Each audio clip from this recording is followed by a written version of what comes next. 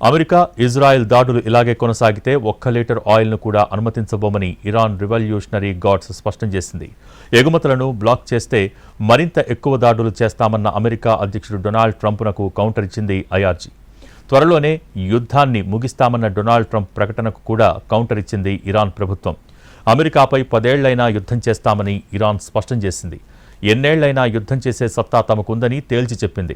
ఇక మంగళవారం నాడు ఇరాన్పై మరింత తీవ్రతతో దాడులు చేసినట్టు అమెరికా యుద్ధ మంత్రిత్వ శాఖ ప్రకటించింది. ఇక ఇరాన్ కూడా దాడులు కొనసాగిస్తోంది. పొరుగు దేశాలైన ఖతార్, యుఏఈలపై భీకర దాడులు కొనసాగిస్తోంది. ఇజ్రాయెల్, అమెరికా సైనిక స్థావరాలపై దాడులు చేస్తోంది ఇరాన్. ఈ ఉదయం ఇరాక్లోని యుఏఈ కాన్సులేట్ లక్ష్యంగా డ్రోన్ల దాడి జరిగింది. సౌదీ అరేబియాలోని అరఖడ్ ప్రాంతంలో డ్రోన్లో దాడులు చేసింది ఇరాన్.